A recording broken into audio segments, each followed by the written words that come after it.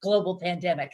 So instead of gathering with the Connecticut State Democrats in a party, in a hotel or a ballroom someplace, we have decided to create a virtual watch party. And you are invited to spend the evening with us. We're going to be joined by lots of guests, including the governor and the lieutenant governor, the secretary of the state, all of our congressional representatives, and both our US senators. In addition, we'll have all the results and returns right here on races for the Connecticut legislature, both House and Senate, and some of those candidates will join us too. So we'll have everything you need this election night, but this time it's BYOB and your own snacks. So to kick off the evening, I'm joined now by State Party Chair Nancy DiNardo. Nancy, good evening. How are you tonight? And thank you so much for your willingness to join us and help us tell everybody what's going on. I mean, sounds like we're having a great night. I was out, at different polling places. There were a lot of people up, but people were waiting. They were patient, even though it was very cold this morning, and then it got cold again at night. But I'm very optimistic that we're going to have a great night here in Connecticut. And at this point, I'd like to ask our governor to come on. As you know, Diane, he's done a great job with this COVID. In fact, I believe he is #1 in the country in his favorability of his handling of the COVID virus. So looking forward to hearing what he had to say. Well, hey, thank you, Nancy. Hey, Diane, how are you? Can you guys hear me? How are you? Yes. I love it. This is going to be a good day for Connecticut. It's a good day because New York Times and others have already called Connecticut for Joe Biden.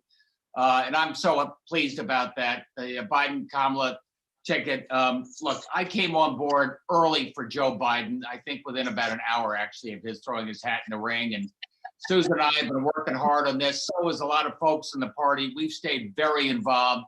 And when he wins, it's still early. We're going to have a late night, but when he wins, it's going to make a world of difference for this country, getting us back. And mean a lot for the state of Connecticut as well. We're going to have a friend in the White House when it comes to having real leadership, when it comes to COVID. So we have a partner in Washington, D.C. when it comes to making the investments we need to help us dig out from the economic rubble, which COVID has helped wreak upon all of our states. Joe Biden and Kamala Harris are going to be an enormous plus for what we've got to do. So, and I got to say, Susan and I have been in it.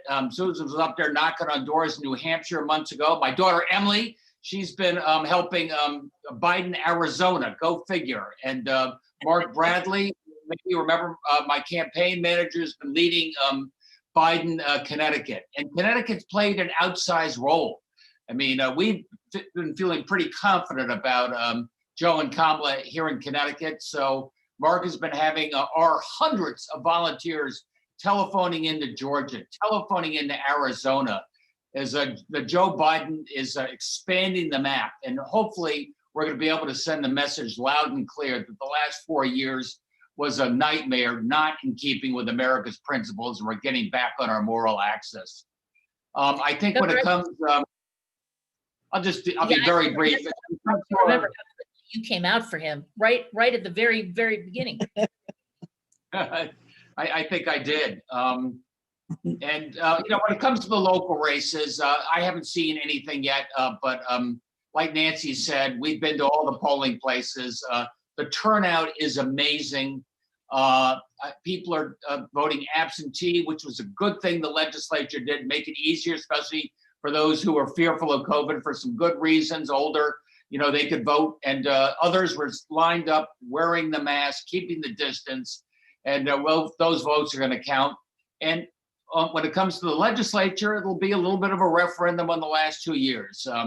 We inherited a bit of a deficit. We got that balanced. We ended up with a small surplus. We invested in education. We got our minimum wage raised to $15 over the next few years, what we did for paid family and medical leave, and probably a little bit of a referendum on how our state came together to deal with the COVID crisis. And I'd like to end on a high note, but we still have some work to do there.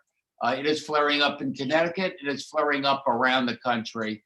And I've just been so proud of our state, the way we look out for each other And we've maintained all the necessary protocols to make sure we can beat back COVID again. And, you know, that I just want to say to Nancy DiNardo and Jacqueline Cozen and Eric and the entire team at State Central, you've done an amazing job on behalf of the people of Connecticut. And I look forward to working with you all for the next cycle. Thank you.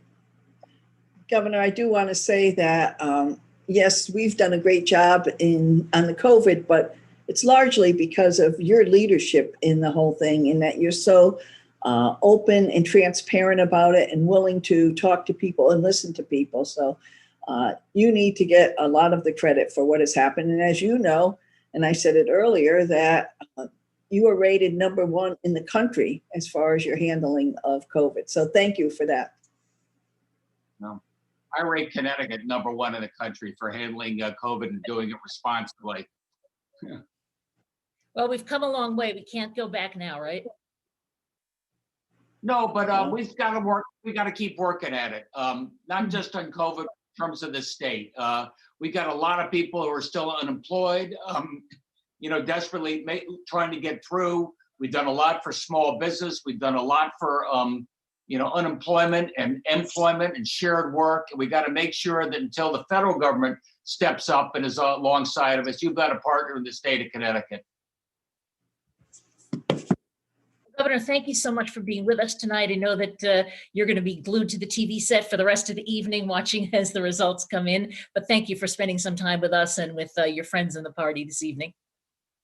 This election was a long time coming. Like I've been waiting about 4 years for this election. And I got my fingers crossed. America's back to its senses. We're going to do the right thing. And I look forward to seeing all of you in person. No more of the Zoom sometime soon. Nancy, thanks to you and everybody at State Central for everything you do. Nice to see you again, Diane. Thank you. Nice to see you too, Governor. Thank you so much. Great to see you. And Susan Bysiewicz, our Lieutenant Governor, is joining us now, fresh off the campaign trail. I think, Lieutenant Governor, did you say you were in 10 cities today? I was in every congressional district today with candidates and volunteers and activists. And to me, what was so exciting was huge turnout. And as Secretary of the State in 2008, I thought the turnout in 2008 when Barack Obama was running was the biggest ever. But I have to say, even though a third of the people had already voted by absentee ballot going into this, it was incredible to see the turnout throughout the state. You know, in Branford, I was in Branford about 1 o'clock poll standing with Christine Cohen, and the town chair told me there that almost 70% of their voters had already voted by 1 o'clock. Around noon, I was poll standing with Rosa DeLauro and James Maroney and a bunch of other candidates and volunteers. And there was a line blocks long around the polling place where we were. It was just an incredible sight. And wherever I went, there was a tremendous sense of energy and enthusiasm for the Democratic candidates. And I think it's because, and I'm so happy that our governor has really set the standard for what leadership looks like when you have a public health crisis and an economic catastrophe. And it's leadership that is compassionate, that is competent, and that is led by people with character. And Joe Biden and Kamala Harris have had that in spades in their career in public services. They've been fighting for families for all of their careers. And I think all our Democratic candidates are benefiting from that. And I'm going to make a prediction right now, and that is that our state Senate is going to gain Democratic caucus members. And I'm going to predict that George Cabrera and that April Capone and Martha Marks and Lisa Thomas and Michelle McCabe get elected. And there's a lot of really great state representative candidates who are Democrats who came close last time. People like John Michael Parker, Eleni Cabro de Gras, Jen Leeper, Rebecca Harriman Stites. There are so many state house candidates that came within a whisker last time who, because of this huge turnout and blue wave, I think are gonna be elected. So I'm so very excited about that. Well, I have a question to ask you, Madam Lieutenant Governor. You served 3 terms as the Secretary of the State. So that's the person who's supervising the elections statewide. With all the things that we've heard about how this election might end up, would you rather be Secretary of the State tonight or the Lieutenant Governor? Oh, I love being Secretary of the State, and I love being Lieutenant Governor. Today was different because, when I was Secretary of the State, I would be up at, 5:30 in the morning with my nose pressed against the polling place to be the first one in line to vote. And because I am so excited about mail-in voting and the possibility of early voting, as a political statement, I put my ballot in the box, in the white box weeks ago at my town hall. So today was a little anticlimactic because I didn't get to actually go stand in line and vote. But I think to have over 600,000 of our more than 2 million voters vote by absentee ballot shows us the direction where we should be going. And so many of the legislators that I campaigned with today said that should be our first item on the agenda, because this mail-in voting idea is something that was just for the presidential primary and for this election in the midst of a pandemic. But fingers crossed, this is going to go smoothly and people are going to want to continue this opportunity. Well, I'd like to think something good is going to come out of this pandemic. And if what comes out of it is that we reform and improve our voting in the state, that would be a good thing, wouldn't it? Oh, absolutely. And I think everybody's excited about it. And I know that town clerks around the state have been, since 6 o'clock this morning, starting to count in many towns more than somewhere between 30 and 40% of the votes that were already waiting. And the other thing I think that shows the energy and enthusiasm around this election is when you have cities like East Hartford and New Britain reporting that by 5 o'clock, more than 70% of the voters had already voted. I mean, I think this is one for the record books. And I think the issues were the economy, racial inequality, and also COVID-19 and public health and access to healthcare. And I will tell you, I'm wearing my pearls, but so many women voters at the polls were wearing different articles of clothing, giving tribute to Justice Ruth Bader Ginsburg. I had my RBG mask on. People were wearing the t-shirts, the socks, the buttons, the pearls, because her legacy is literally on the ballot. And what is that? Women's reproductive rights, voting rights, immigrant rights, marriage equality and LGBTQ rights, the environment, the list go on. And this is just, it literally is the battle for the soul of our nation. And it of course strikes me that this is the 100th anniversary of women getting the right to vote. And I know that's important to all of us, but I know that you, as a person who revered and wrote about Governor Ella Grasso, first woman governor, must feel particularly strong about the fact that this is the 100th anniversary. Absolutely. And also the 55th anniversary of the Voting Rights Act that gave people of color the right to vote too. And exciting because I thought this was interesting. I had several town clerks today tell me that more women have voted than men. And since 1960, more women have shown up to vote in presidential elections and have made the difference for who becomes president of the United States. So I'm going to be curious to see how all of that works out. The other exciting development is the number of 18 to 24-year-olds that registered to vote and participated in this election. And it's an extension of this Black Lives Matter movement and the thousands of people who came forward in the aftermath of the George Floyd murder to protest and to make their voices heard. And this was the day they truly got to do that as citizens.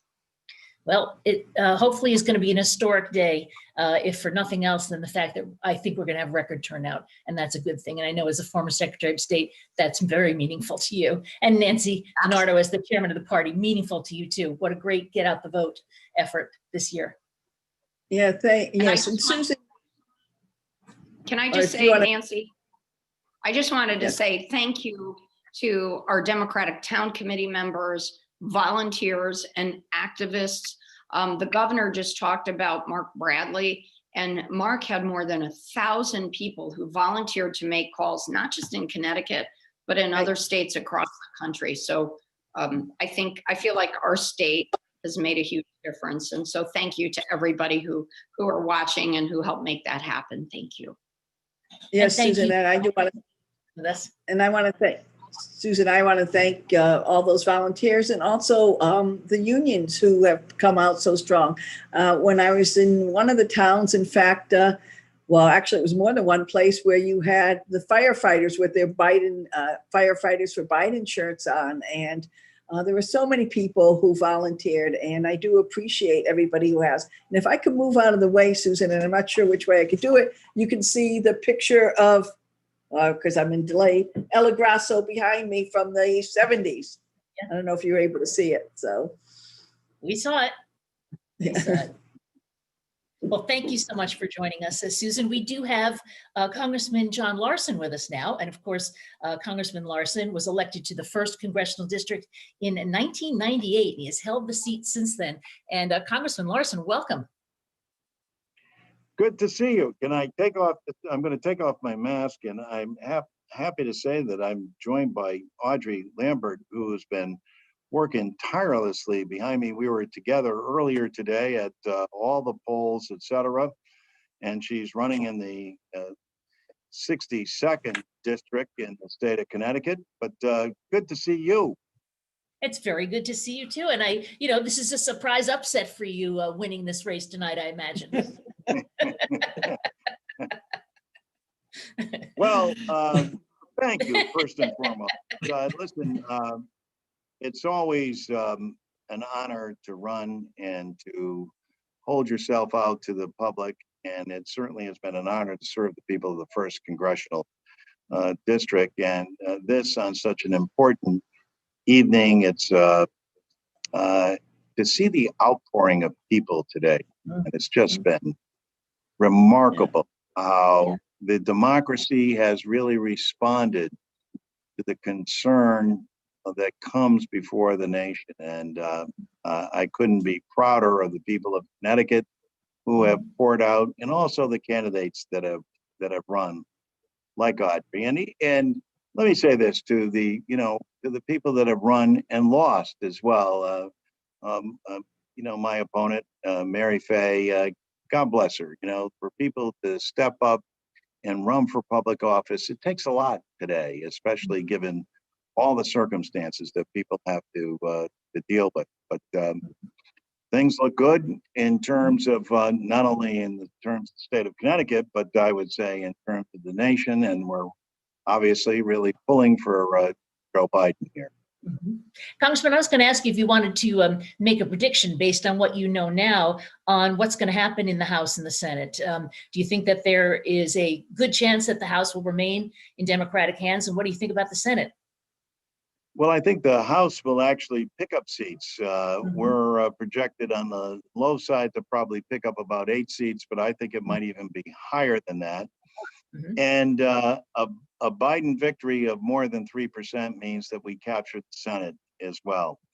And that's important because of the Senate rules. The Senate has a rule, and you know this, but most of your viewers probably don't. The cloture vote allows the Senate essentially to block legislation that the House passes.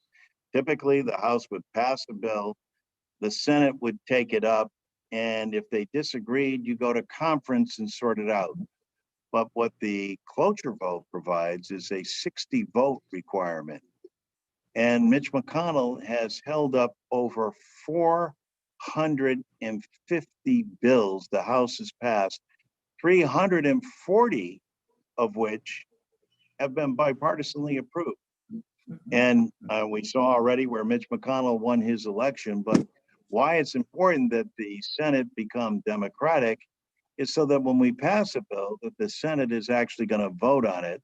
And of course, having a president like Joe Biden means that there's an equally good chance that it will be signed into law. And we're talking about major legislation in a state where we're all too familiar with Sandy Hook and what happened. To have passed universal background checks on guns that even a majority of people in the NRA agree with, and to have Mitch McConnell block that bill, to have him block a bill for prescription drugs, to have him block a bill on infrastructure, to have him block a bill on taking all the money out of running for office. I mean, these are the kinds of common sense things that minimally need to be voted on. I mean, whether you agree or disagree, and if you disagree, make your case, but at least have the courage to vote on it, not block it. Including the stimulus that, so many people are Exactly, waiting the stimulus for and and really need. the stimulus package and the state and local taxes and infrastructure package as well that you pointed out, all of which would mean money in people's pockets, but also jobs for people. And as importantly, a future in terms of designing and redesigning an ancient highway system developed under the Eisenhower administration that needs drastic change to open up our economy and make Hartford, for example, the hub of New England, as opposed to being the #1 traffic jam in the state, #2 in New England, and number 11 overall in the nation. That's our claim to fame. I don't know if I want to get rid of that. It's, everybody knows it. It's kind of a big deal. True. Hey, Congressman, I was wondering, you talked about being out and about today, how COVID has really affected the way everyone has had to campaign this year. Oh, you're absolutely right. And it has turned everything upside down. And I know you so well, and we're people. And, if you don't have the opportunity to get out and shake hands and meet people, and whether it's one-on-one or whether it's in a crowd, whether it's 3 people or whether it's 500 people, to be denied that opportunity, everything seems out of sort. So I'm grateful for the fact that people have decided to send me back to Washington to represent them. But I'm anxious to get back to a norm, and we will have a vaccine. But here's what we have to do. And I think this has to happen immediately, and it can happen tomorrow. We have to focus on the Defense Logistics Agency, which means once we have a vaccine, the ability to nationalize and distribute this to all 50 states equally. And then also the Defense Production Act, so that as we see a spike in this, that we nationalize the industries that can produce the PPE. And by that, we mean the masks, the gowns, the ventilators, all the equipment that we need, we can make right here in America. And we should make sure that nationally and through the president, and the Congress, we say we're calling upon our companies to do this. They have the capability and the ability, and they'll be paid for it, but we've got to do it. We've got to nationalize. We cannot go after this and combat COVID with 50 separate solutions. We need a united effort and we need to employ the best, most intelligent means of doing it, and that's the United States military that knows how to do this logistically and knows how to do this from a defense manufacturing standpoint. And a 50-state solution would be a good thing. It's, so fractured Exactly. now. Yeah. I mean, I was making a doctor's Exactly. appointment today, and I said I'd been out of the state, and they immediately said, "What state? What state?" As you know, Exactly. come in from certain states. It's just not how we need to handle it. And hopefully we're going to be out of it soon, but not so soon, I don't think. Do you? Well, I think that there's an opportunity here for us. We feel pretty confident that Joe Biden's going to be our next president. Whether he is or he isn't, we have to start tomorrow with respect to making sure that we nationalize the capability of us being able to distribute the PPE, and we have to nationalize the logistical effort that's going to be needed for the vaccine we know is coming and will come, we hope, before the year is out. But the distribution of that, it cannot be a hodgepodge effort through 50 states. It has to be nationally coordinated and carried out logistically by our military, which is the most capable way that we do it. Well, Congressman Larson, thank you so much for joining us. It's good to see you again. And I know that you'll be anxious for the next time you can get back to Washington and get things moving. We look forward to it. We'll be going back next week. All right. Thanks so Thank much. you. Thank you. And we have a couple of guests with us. I have the vice chair of the party, Eric Russell, is joining us, and he is joining us to talk a little bit about how things are looking in the state. And Eric, what do you think so far? Hi, Diane, and thanks for doing this and for all your help with the party. Things are looking great. I've been bouncing around the state today along with many of our other leaders and other folks within the party. And there's a ton of energy and enthusiasm at the polls. People are really meeting this moment head on, and we're seeing a lot of excitement. And so I'm feeling really good about where we are, and I think it's going to be a huge win for Democrats in the state. We do have Congressman Joe Courtney with us now, and of course, Congressman Courtney in the 2nd District, Eastern Connecticut. And Congressman, are you there? I believe he's joining us. Hello there. How are you? Good to see you. Good. Not hearing you that well yet. Can you speak up a little bit, maybe? Sure, yeah. Oh, you're going to boost your audio. Okay. I presume that we have the results in your race now. Nobody's told me, but I'm assuming that you already have. No, actually, it's coming in very slow. And to be honest Really? with you, the gap between reporting absentee ballots and the machines is going to probably, make this a little bit, kind of clunky tonight. So it's, again, the election officials have done a great job, kind of coping with all of this. But as I said, the absentee ballot count is, where I do think it's going to be much more skewed to Democratic voters. I think it's going to make that result look a little off for a while. Want to make any predictions about what you think is going to happen in the House? Congressman Larson was saying that he thinks the Democrats could pick up as many as 8 seats. What are you thinking? Yeah, I mean, there was a lot of Republicans who did not run again. Almost 40 seats, and that created a lot of open seat opportunities throughout the country. So I think John's right. It's going to be roughly about 10 or so. And how optimistic are you that the Democrats might take the Senate? So again, I talked to my buddies from different parts of the country, and Colorado is, you can write that one in ink. There's no question Hickenlooper's going to win that seat. Mark Kelly, same thing in Arizona. I think Sarah Gideon up in Maine is looking like she's really pulled away from Susan Collins there. So those 3 seats I think are pretty solid. Obviously North Carolina, Iowa, a number of the other ones are certainly looking in place. So I'm cautiously optimistic, and then that's key, as you know. We've got to get the gavel out of Mitch McConnell's hands.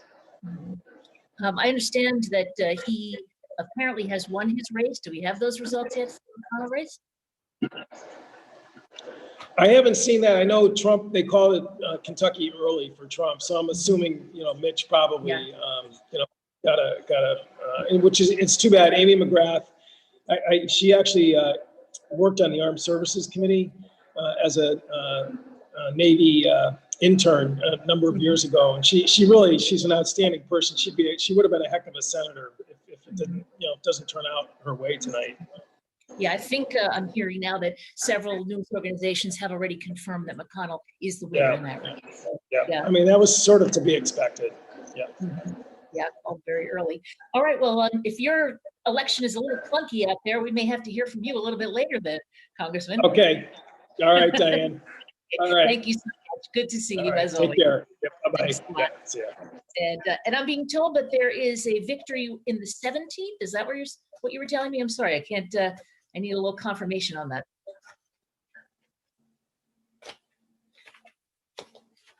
Okay, in the 17th House District. All right, great. Eric, I'm hearing that we have a pretty big winner here in the Connecticut House, 17th, Avon Canton. And what do you think about this? It's a flip from the Republicans to the Democrats. This is a big deal. And I think this is exactly what I mentioned in seeing the energy earlier. I think, again, people are meeting the moment. I think people realize what's at stake. And I think the Republican Party in Connecticut has really struggled with separating itself from Donald Trump and what we're seeing on the national level. And, issues, we have candidates in Connecticut. We've been really fortunate. We have incredible Democratic candidates that have been really speaking to issues that are important to people. When we talk about COVID and healthcare and really what's at stake here. And we've been fortunate with the Democratic leadership we have under Governor Lamont and under Lieutenant Governor Bicewicz, really handling this COVID crisis well and focusing again on issues that are important to people's safety and trying to do what we can to make sure we hurry up and get the economy back on track. So I think voters are seeing that across the state, and I think that we'll see more of these flips from seats that are currently held by Republicans switching over to Democrats. What do you think are the most important areas for the Democrats to pick up some seats in the state? There's several empty seats. Several of the leaders stepped down, including the Speaker, Joe Arasemowicz, Themis Klarides, a Republican leader in the House, stepping down, Len Fasano stepping down, the Republican in this. It just, there's a big opportunity for new leadership there. Absolutely. And we've been fortunate. We've had some really great candidates step up. I think George Cabrera in the 17th Senate District, I'm really excited about. He's been working really hard and again, focusing on issues that are really important to people. He came within a really close race last time. And I think he's going to pick the seat up this time, especially with the work he's been putting in and with the turnout and with the response to people. Being out on the doors with George a few times, we really heard from several people that had voted for Senator Logan in the past and have admitted that they now realize that was a mistake. He's done a really good job of, I think, speaking to kind of the politics of the position, but dropping the ball when it comes to legislation. I'm looking at my notes here. You said that had been a close race last time. And in fact, it was 77 vote difference. 0.2%. Exactly. Yeah, very tight race.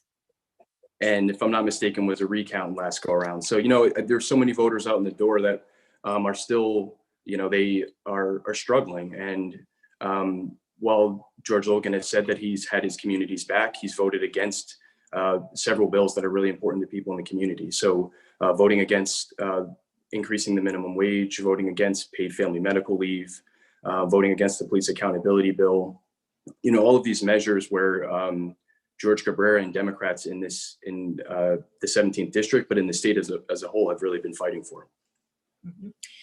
Interesting that, you already have the House. The Senate at one point, the Connecticut Senate was actually even for a while. That was a very unusual thing, and that didn't last. But that was an interesting time in government to actually have the Senate divided exactly evenly. Not going to happen this time in the Senate. I think that it looks like you're going to pick up a couple of seats there. I think so. I think we're definitely going to pick up a couple of seats.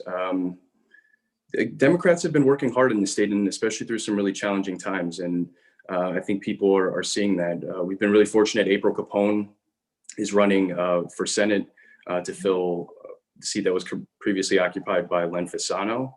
She's been working incredibly hard despite having to deal with the challenges of being attacked by a dog while on the campaign trail and being sidelined there for a little while. She's been, hitting the phones incredibly hard when she couldn't be out on doors. We also have some great, state rep candidates that were also running in that district, like Kathy Grant, who has also been working really hard. So I think the Senate, we're going to see at least a couple of seats picked up there, and I think we're going to increase our margin in the House as well. Yeah, and if people weren't familiar with the story that you were talking about with April Capone, she was out door knocking, right? When she was bitten by a dog in her hand, I think.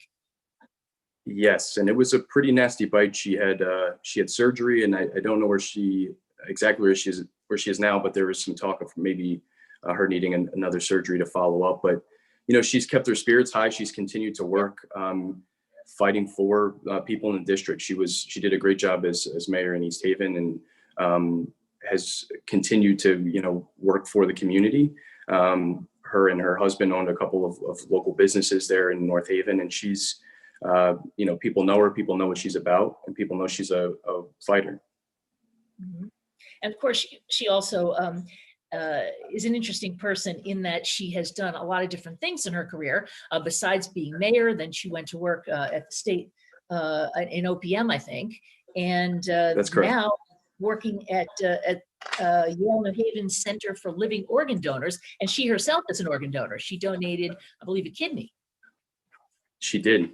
It's pretty interesting. It's an incredible story, and it's an incredible story, and I think it's true to her, to April's character, just who she is and what she stands for. Truly cares about people in her community, and she's dedicated her career to that work. Mm-hmm. If there's one big thing that you would like to see the legislature pass in the next session, what for you is top of mind? Ooh, it's hard. There's so many things I think that are critically important to people right now. I think, again, under the leadership of Governor Lamont, we've done a great job with COVID. I don't think we are in a spot we can let our guard down yet. And I think we need to continue to work through that as a community. I think the residents of Connecticut have really sacrificed and done what we've needed to do to maintain kind of low levels and keep people safe. But I think a lot of these bills, when we start talking about things to continue to build the economy, it's all going to follow having an adequate response to these COVID measures. But I think there are a lot of things that people are looking to see. I think there's still work to be done around criminal justice and clean slate legislation. I think marijuana, legalizing marijuana, I think will be a big topic of conversation. But I think there are a lot of bills that ultimately people are focused on is helping working people in this state. And I think that's really going to be the focus of the legislature in this upcoming session. And I agree with you. I think that the economy is going to be a big deal. And of course, our economy hasn't been helped by COVID. The whole national economy has been hit by COVID. But it does appear that, Connecticut has been turning around under Governor Lamont. And, we can hope, I guess, that there are some bold moves ahead that are going to help that to continue. I know at least people are moving into the state. That's for sure. Yes, it's been huge numbers. And I think this is the perfect example of why voting and why these elections are so important. We see the difference between real leadership and real governance when you look at what we've done as a state in response to this crisis and this pandemic. And then we look on the national level and the fact that leadership has been absent. And we see how it's impacted people. We see that there hasn't been support for folks in times of crisis when we needed that leadership. And we see that there are literally lives at stake, and that we know that if there was an adequate response from the Trump administration, that we would probably be in a very different space than we are right now. Mm-hmm. Just a couple of minutes ago, I don't know if you were able to listen in, but Congressman Larson was talking about getting all of the development of PPE, of ventilators, of all the kinds of equipment and resources that we need to really adequately fight COVID, to have those all based in the United States. Which sounds easy, but is not that simple. You know, a lot of those companies that used to be here that made those kinds of things have gone overseas.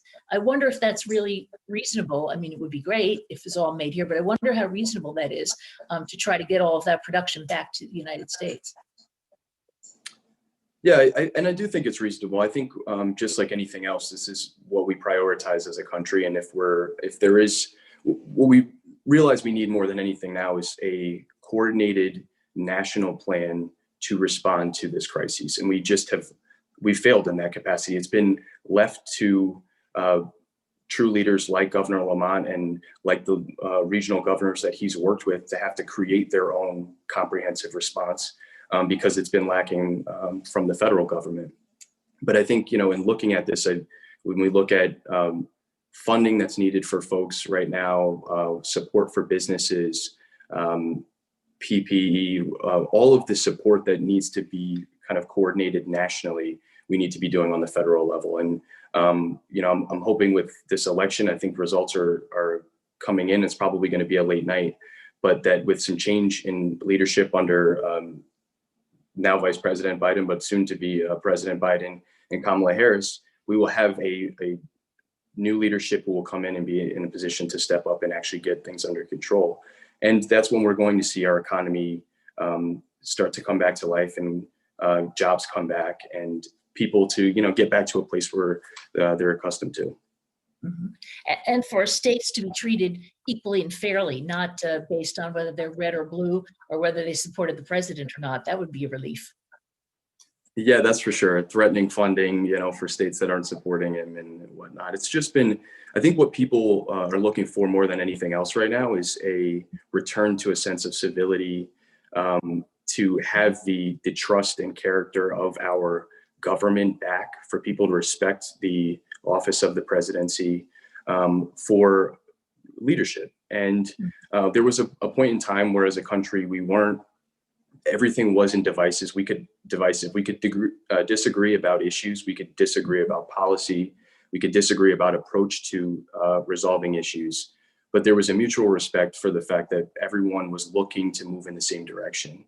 And what we've seen over the last 4 to 5 years is this shift to playing divisiveness, playing that rhetoric, playing into bigotry and racism as a way of benefiting politically. And I don't think that that's what people in this country are looking for. And I don't think that's the direction that we should be moving in.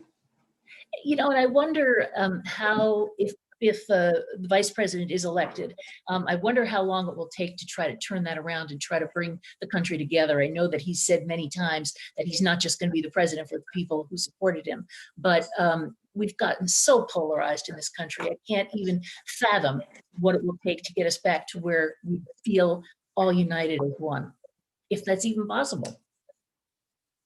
It's going to take time. I do think I look at the Trump presidency as a blip in the overall picture of this country. And I hope that we're able to right that wrong tonight and over the next several years, because I do agree it's going to take time.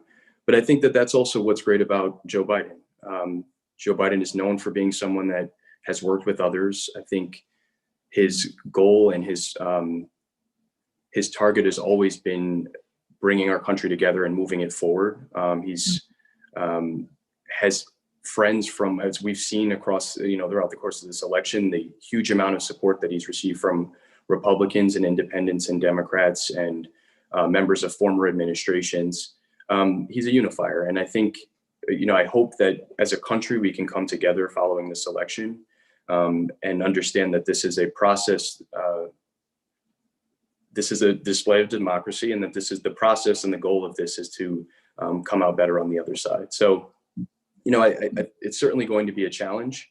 And these are issues, many of these issues are things that we faced in this country for decades. But I do think that, every time we go through this process, we hopefully are moving forward in a direction that we're better off at the end of it. Well, Eric, thank you so much. We'll check back with you later in this evening. Nice talking with you. We are going to now be joined by our junior senator, Senator Chris Murphy. Seems a little funny to call you the junior senator, but I know that technically that is what Senator Murphy is. And Senator, good to have you here tonight. Yeah, thanks for having me. How are you feeling about how things are looking nationally, in particular for the Senate? Well, I think it's far too early to know for the Senate. When I checked last, our candidate in North Carolina was up by a little bit, but we don't have a lot of results in particular from the states on the center of the country and the West Coast, where we expect to win a couple seats. So, it's a big map. There's a lot of paths to the Senate majority. We'll have to wait for Alaska results. There's a competitive race to, know what the final balance of power is. But it is really important that we win the Senate because Joe Biden, I hope, will be our next president. But if Mitch McConnell is majority leader, you're almost in for an instantaneous constitutional crisis because Mitch McConnell is not going to confirm any of Joe Biden's cabinet or judicial appointees without having them pre-negotiated with Mitch McConnell. So it's really important that we win both the presidency and the Senate. We've got some great Senate candidates out there. I hope to be meeting a few of them when we all convene next week. Yeah, Senator, on the Senate Foreign Relations Committee, I wonder, what do you think is the most important thing a new president can do to impact our standing in the world, as we've seen change so dramatically in the last 4 years? Well, right now we are an international pariah because of our inability to control COVID. So the first thing that the new president, that Joe Biden, if he wins, will have to do in order to restore our global reputation is to get control of this epidemic. Because right now, Americans can't travel to foreign countries. We're the sick child of the world, as we, have 5% of the world's population and 25% of the world's coronavirus deaths. So this is a case in which domestic policy priorities are completely married together with foreign policy priorities. Yes, President Biden will have to travel the world and restore alliances and build back NATO. But first and foremost, he's got to get our domestic house in order because no one's going to want to do business with us. No one's going to be an ally with us if we can't stem this tide of 1,000+ deaths a day. Mm-hmm. Senator, I have another question for you. I've been reading your new book, The Violence Inside Us, and I know that book really is the result of the profound impact that the shooting in Newtown had on you. What did you learn as you were researching and writing the book? Well, I learned a lot of things about it, about the epidemic and about the history of gun violence. I think one of the most interesting things I learned is that the trajectory of American violence is not linear. In fact, there are these two big downward spikes in gun violence in this country. And not coincidentally, they happen right after the two most significant pieces of anti-gun violence legislation passed the United States Congress in the late 1930s and the mid 1990s. And so why I worked so hard on issues like background checks, why I worked to get candidates elected to the Senate and to the White House that are going to support background checks is because we've seen over the last 100 years that when Congress makes a big down payment on policies that prevent violence in this country, that you get a pretty immediate return. So I hope that tonight we're going to end up with a president who supports tightening our nation's gun laws, that we're going to end up with a Senate that will support him. And if that happens, then I think we can, look to potentially a third historic downward spike in gun deaths in the country. And that's something that I don't think I knew going into the research for this book that I learned. It makes me just more invested in the work to try to get political change on this issue of gun violence.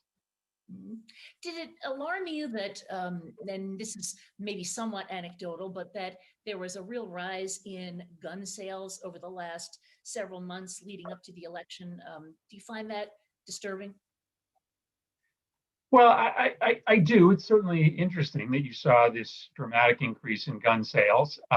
I imagine that it's likely the same people who have been buying guns. There's been anecdotal stories about a lot of first-time gun purchasers, but I think that that's just anecdotal. I think it's likely that it's that same 3% of Americans that own over 50% of the guns. And when the president tells you over and over and over again that these rioters are coming for you in the suburbs, that you should fear for your life because of civil rights protests, that does end up with people going and buying their 5th gun or their 7th gun or their 10th gun. I do think those numbers are interesting, and we should get to the bottom of them, but I think a lot of it is probably driven by this very divisive rhetoric from the president. Mhm. Well, I really recommend the book, The Violence Inside Us. And I have to admit that I got the book first and then I decided I'd like to hear you read it. So I'm getting the audiobook. I have to. Oh, I'm sorry that you have to listen to me talk for whatever it is, 14 hours. I don't wish that upon anyone. It's- Well, thank you so much for joining us tonight. Really good to see you. And I know that you have so much that you're hoping to get done in the next session. I hope that you get everything in place that you need to really get the Senate working again, get the Senate and the House moving forward on legislation. It'd be a little bit of a change of pace, wouldn't it? Now, it'd be wonderful to be back to legislating. We've been doing nothing but confirm judges over the last 4 years, and I didn't go to the Senate just to confirm appointees to the judicial branch. I went there to legislate and make a difference in this country, and hopefully we'll have a president and a Senate and a House that will be willing to do that. So thanks for having me tonight. Appreciate it. Well, listen, I want to thank you so much for spending some time with us tonight. It's been really terrific seeing you, and let's keep our fingers crossed that everything turns out the way we're hoping, okay? All right, great. Thanks a lot. Okay, thanks a lot, Senator. And I think now we have Jimmy Tickey joining us. He is a member of the State Central Committee, and although he's joining us tonight as a private citizen, he currently is serving as Congressman Jim Himes' district director. He has previously worked in the lieutenant governor's office and served as Rosa DeLaura's campaign manager for 8 years. So, Jimmy, how are you tonight, and how do you think things are looking in Connecticut? I'm good. Thanks for having me, Diane. Feeling good, though. I love every part of campaigning, but my least favorite part is always from 8:01 until we really have a sense of where things are going. So we knew this was going to be a long night and potentially a long week, as we have so many more absentee ballots than ever before across Connecticut and, of course, across the country because of the COVID-19 pandemic. So we are prepared to see the results throughout tonight and the week, but I'm feeling good about it. You know, the last couple of days and weeks, we have been crisscrossing the state, whether I was out in the 3rd Congressional District with Rosa and all of the great candidates that were running in the 3rd Congressional District, or with Jim and the candidates here in the 4th Congressional District, and the energy and the enthusiasm from the candidates, from their volunteers, really was something that we had not seen in a long time, or if not ever. And I was just getting some of the numbers in a place like Reading, 83% turnout, New Canaan, 86% turnout. So these are record-breaking turnout numbers in some of our towns. Norwalk is over 80%. So people have voted. People are speaking about what's important because so much was on the line in this particular election. And I think our candidates did such a great job to talk about the values that really bring us together and the leadership that is needed, whether it be their leadership in Hartford or the leadership we need in the federal government. Jimmy, I know that you worked with Rosa DeLauro for several of her campaigns. I think 8 years worth of campaigns, and it seems to. So, if you don't mind talking about her for a minute, seems to me that this campaign, she's had an opponent who had a lot of money to spend. Margaret Stryker, a wealthy real estate developer. Mostly funded her own campaign, had a lot of money to spend, was an energetic campaigner. Do you think this was a tougher race for Rosa DeLauro than she's faced in the last number of years?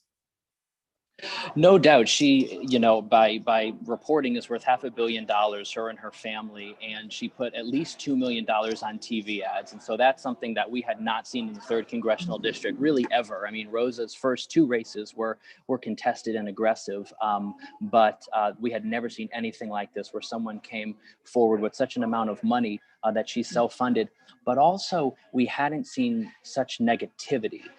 It was reminiscent of a Linda McMahon style, but it was more personal. And you just needed to see an ad to see the direction that Margaret Stryker was going. And so Rosa always says she takes nothing for granted. And I think that was on full display as soon as Margaret Stryker began to run such negative, nasty ads about Rosa and her family. Rosa was also on TV. Rosa was crisscrossing the district. And the one thing that is more powerful than $2 million in negative TV ads is a sterling reputation, and people know Rosa, they trust Rosa, they love Rosa and they want Rosa to continue to represent them. So Rosa looks, the numbers, throughout the 3rd Congressional District look good. I know it's still fairly early, but it was just a nasty, nasty race. And I think that is indicative of a lot of the Republican campaigns we saw around the state, that there was just an extra tinge of a real personal attack on our candidates. And,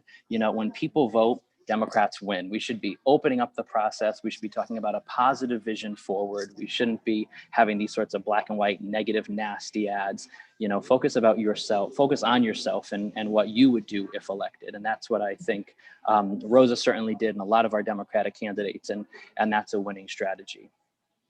I think that it's interesting that, a couple of the committees that Rosa sits on are going to be increasingly important in the next session. I'm thinking in particular the committee that sort of oversees the FDA and drug safety. I mean, who could be more important? What agency could be more important other than maybe the CDC as we try to get out of this COVID thing? Maybe with drugs going to be, the first drug has been approved as a treatment, hopefully a vaccine. I mean, that is going to really be an important committee, and the supervision of getting a safe therapy and safe vaccines is going to be major, just huge. Absolutely. Absolutely. And Rosa is a leader. She's literally the chair of Labor, Health, Human Services, and Education. And once we move through this election night in the coming weeks, she is running for chair of Appropriations, which, aside from the Speaker of the House, is the most important and powerful position in the House of Representatives. And it would be our own Rosa that would be responsible for the purse of federal government and all of the federal funding that happens to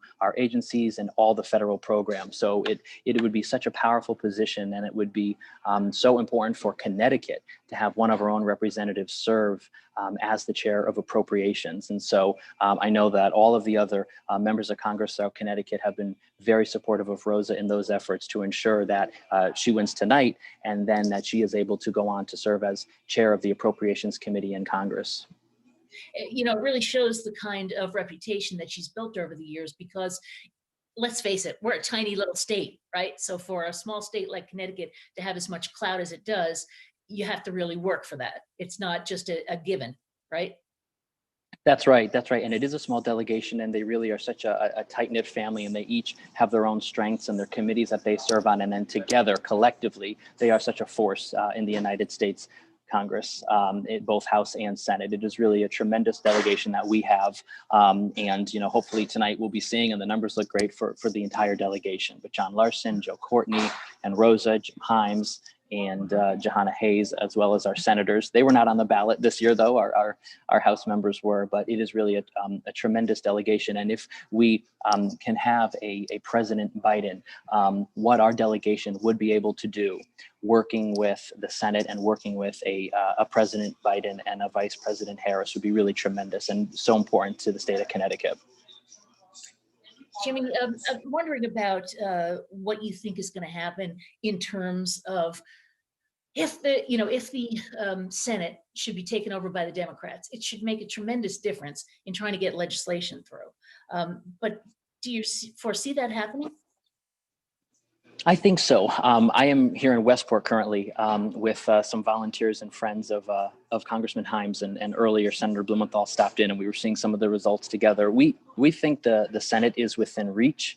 Over time, as we move through this election year, we saw the Senate map become more blue than we thought. And that's because the president's mishandling and the failure of COVID-19, I really think, brought people to consider their Democratic Senate candidates. And so I think we can win in so many of the states that had a Senate election tonight. And with the Democratic Senate, we can really move forward on an agenda that first crushes the COVID-19 virus and contains it.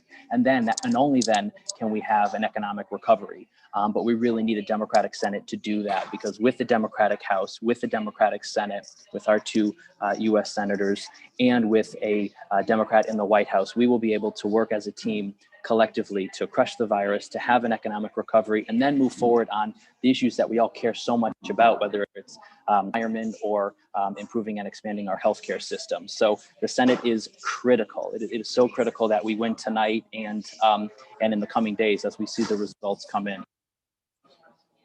Jimmy, it struck me today as I was thinking about your boss, Congressman Himes, and thinking about the fact that he sits on, he's a member of the NSA and Cybersecurity Subcommittee, of the House Permanent Select Committee on Intelligence.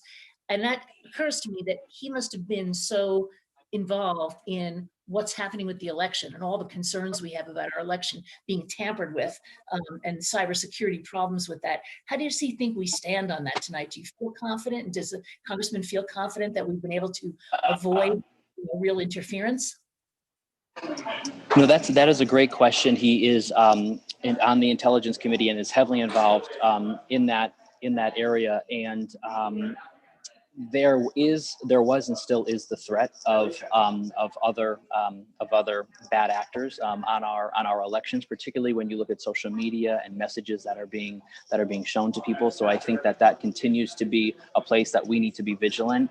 America should decide America's elections, and we should not be having any foreign actors or bad actors in any of these spaces. We saw all of the reports that came out of 2016 presidential races. It still is something to be mindful of in this race. And he does sit on the Intelligence Committee. And what's funny is that when I was Rose's campaign manager, we could talk about labor, health, human services, and education bills and healthcare bills. But when you have someone who serves on the Intelligence Committee and I ask a particular question, sometimes he can't tell me because on the Intelligence Committee, they have their own,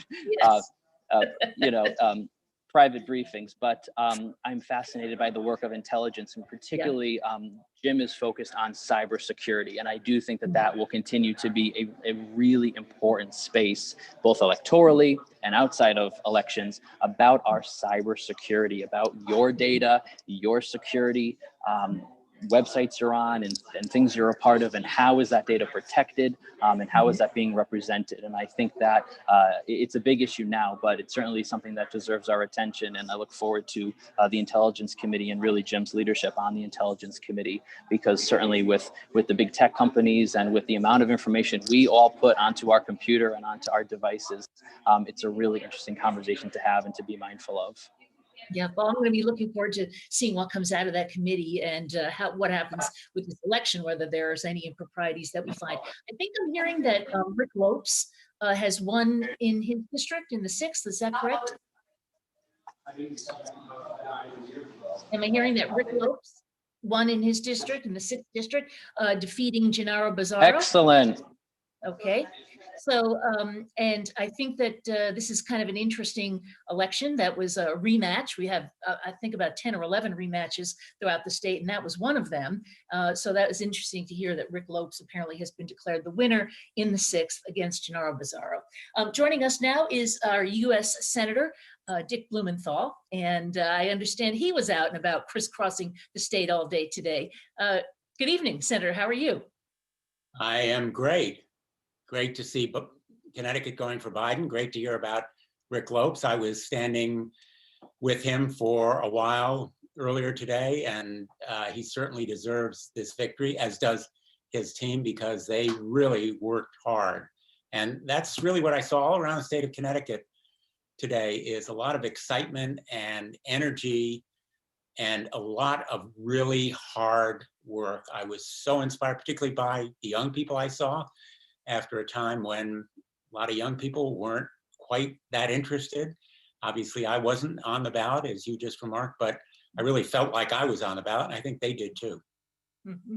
It is interesting to see how big the turnout has been, how much people have really paid attention to this election. And, you're a veteran of so many campaigns before the Senate, all the campaigns that you ran in the state. So you really could notice something different today? You really felt that it was palpable? What I noticed as I went from Greenwich to Stratford to Milford, Brantford, New Haven, Wallingford, New Britain, Newtown, Norwalk, really all across the state, virtually every congressional district, was that sense of energy and enthusiasm. People wanted to vote. They were determined, despite the health threats and the pandemic, to go to the polls. I have never seen such determination. I've also never seen such unity on the part of Democrats.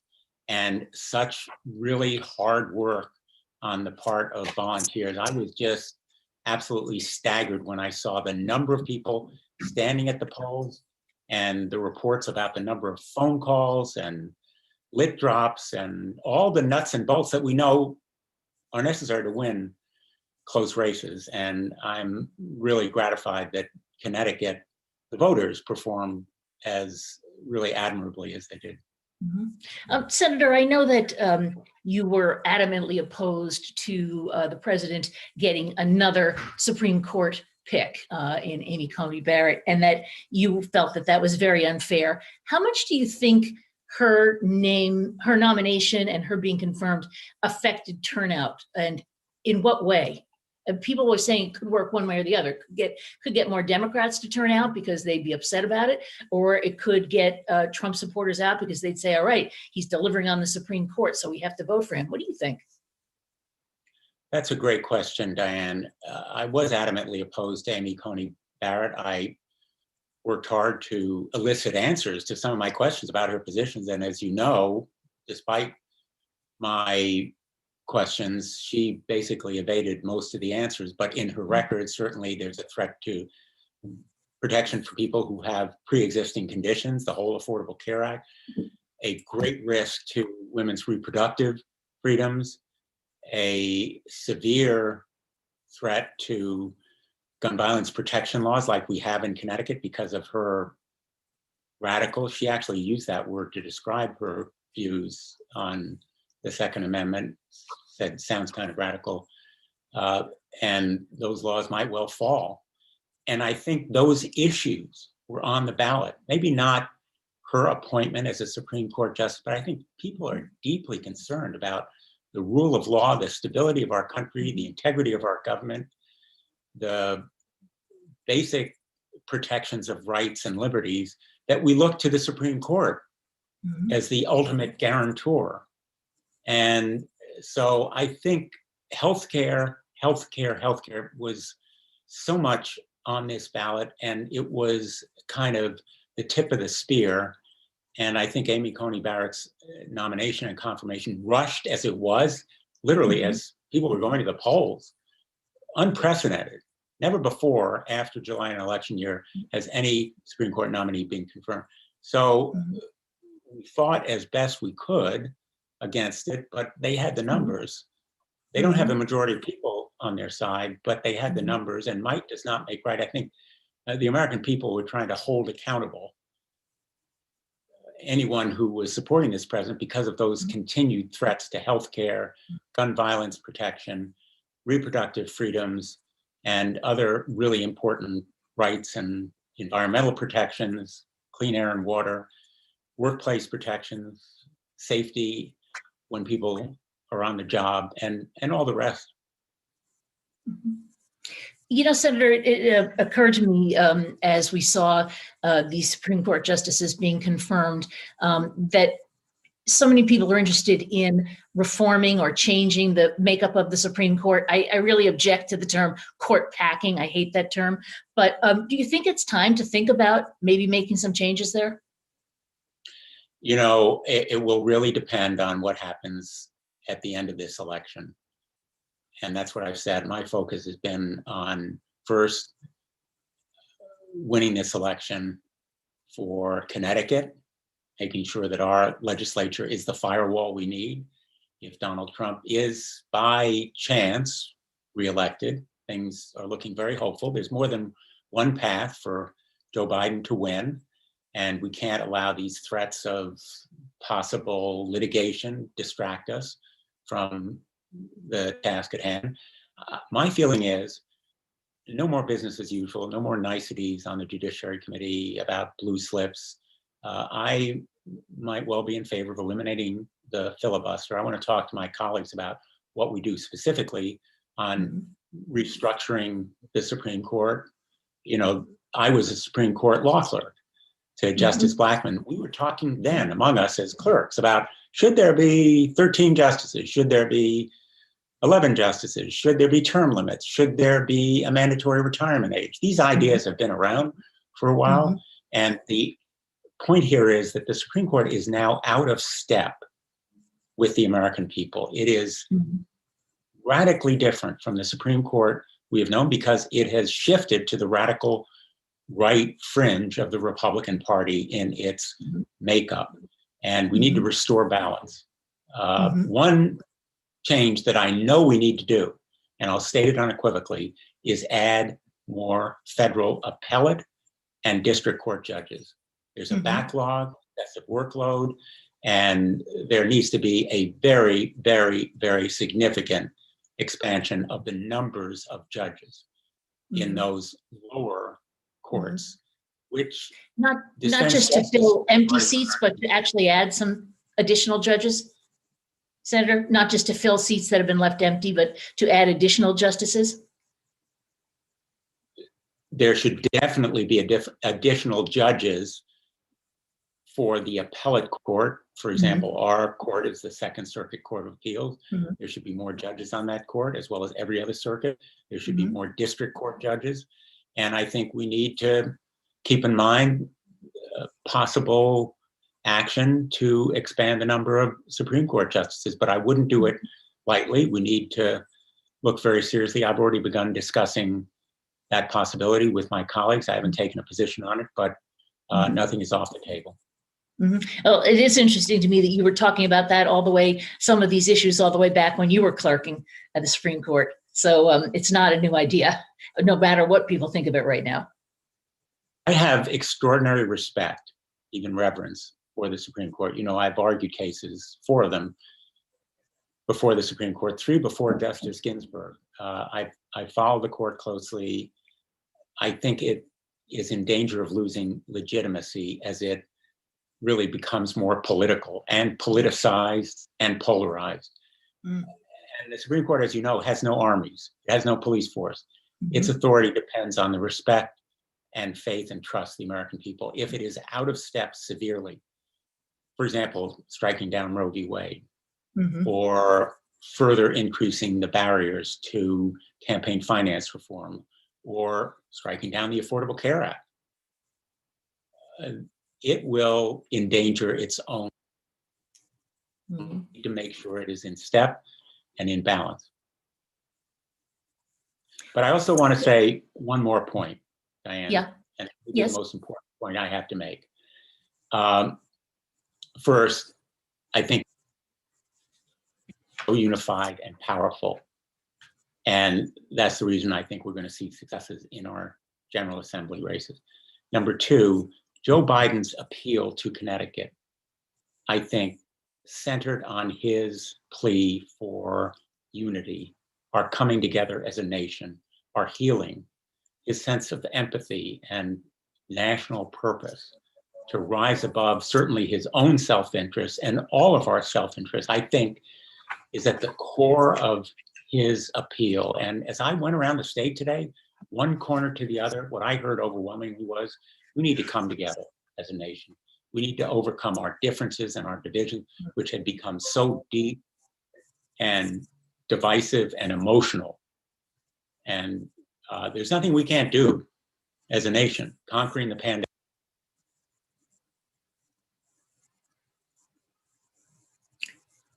Senator, I think we may have lost your feed, but I just want to thank you for spending time with us tonight. Much appreciated, and hoping that you'll be looking forward to getting back to Washington. I should mention a couple of races that we have gotten some results on. Mary Wielander has won in the 114th district, and that was an open seat that was vacated by Themis Claridis, who was the Republican leader of the House. That area is Woodbridge, Orange, Derby, that part of the valley. And we understand that Mary Wielander has won that seat.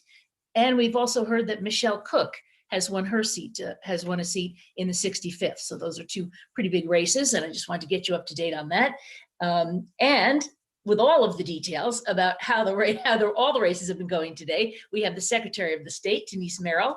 And Denise, I have to think that this was an amazing day for you as the person who supervises the elections across the state. Oh boy, really 10 months of work putting this together. And I'm so glad we did all the planning we did, because I think it paid off today. I really do. How do you think things went today? Did you have any reports of any problems? I know there were some lines in some places, but people didn't seem to get discouraged about that. Yeah, it was really surprising to me with all the absentee ballots we had. We had over 650,000 absentee ballots, and we're still counting. And yet, so I guess I thought more of absentee ballots would come in and fewer people would go to the polls. But whatever changed their minds, they sure showed up, and long lines were just about the only thing that we had going wrong today. You and I have lived through several elections in Connecticut, and the last 10 years we've had storms, we've had missing ballots, we've had lists that didn't arrive in time. One year I didn't get to vote. A couple of years ago, we had the wet ballots that wouldn't go through the machines, and everybody was jamming the machines. We had none of that today. And so I'm grateful. I think everyone out there worked hard, and it was a long haul, but worth it. When do you think you'll actually know what the turnout was? And can you predict at this point what the turnout was today? Well, I can tell you it's going to be big. By 6 o'clock today, we had counting that 25% of voters who voted absentee, and then the rest of them at 6 p.m. we were up to 70%. So that tells me we're going to at least be at 80%, maybe more, and that will be really, again, a high water mark for us. We have the highest number of voter registrations ever, over 2.3 million. You know, it's a day of high water marks, honestly. How does that number, if we do get to that 80% level, how will that compare with previous high levels for presidential campaigns, years when a president was running? Because those are always higher than the off years, right? Right. I am told that the highest year in let's say the last 50 years was 1992. And one of the reporters told me it was 83.5%. So that tells you something. I know in 2016, which was the last one we had, it was around 75%, a little less than that. So, you know, I think it will be probably higher than 2016, but yeah, it's a very high turnout, especially of a higher number of voters as well, a couple 100,000 more than we have had in the past. So it really is quite stunning. And I don't even know what to, I mean, obviously it was a very, very exciting race. I mean, people felt very committed one way or the other. So there's nothing like a real race to bring people out. You know, they know when it's kind of hopeless. And there was that. And, you know, I do think COVID contributed to it in the sense that we've all been home. We're all feeling very stressed and concerned and uncertain. And I think people just wanted a way to express themselves. I agree with you. I think that's absolutely right. I've been wondering, since we've seen so many people in Connecticut voting by mail, by absentee ballot, if this bolsters your case that you've been making for a number of years now as an advocate for reforming the way we vote in Connecticut. I mean, it's exciting to go to the polls on election day, but it seems a bit outdated. And by the way, you can still do that. I mean, under any plan we've put forward, it's another option. And I think the genie's out of the bottle, quite frankly. I hope so, because now the public sees that they want that option too. And it's not that everybody's going to take it. You still saw many, many people going to the polls. But, you know, if there is a concern, if you're feeling, you know, you don't want to expose yourself to a COVID situation, whatever the things are that we can't even predict right now, there should be other options for people. And by the way, 42 other states have these options and we don't. And that's just kind of crazy. I know. Is that because we're the land of steady habits, or because we make it too hard to pass these reforms? I don't know. I mean, this one is a strange one because, as you know, it's in our state constitution. There were not very many of these original states that had it in their state constitution. So that makes it doubly difficult to change. I can't tell you how many emails I've had this year from people saying, well, how come you don't do something about this, Denise? I mean, we should have early voting. And, you know, you and I know how hard I've tried to get this passed. Yeah, so kills me. But, you know, I think there's going to be some changes of heart. I would hope Uh-huh. so. Many of Uh-huh. the Republicans voted no on these measures for many years now. It Mhm. became somehow partisan. I don't think it should be. It is not a Mhm. partisan issue. It's just a Mhm. question of whether you're going to give people more options for voting. And I think it's that simple, really. Mhm. Well, I think you may be right when you say the genie may be out of the bottle, and maybe that's one of the good things that's going to come out of the pandemic. You know, a few things, hopefully that will be positive, and maybe this will be one of them. I hope so, yes. And certainly I'll be introducing it again. How did you feel about, and I know that, you know, you're part of the National Association of Secretaries of State. How were people feeling working up to Election Day in the last couple of weeks about the security of elections nationwide? Were people feeling pretty confident, or were they concerned about some of the things that we heard about Russia and Iran and, you know, trying to interfere?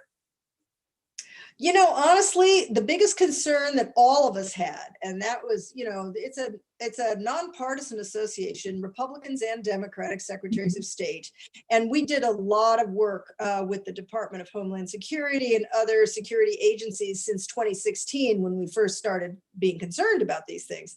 And so a lot of federal dollars have gone into making some changes, you know, getting us up to date with our software, particularly at the local level, a lot more training. A lot of us are now changing our passwords and not opening phishing emails and that sort of thing.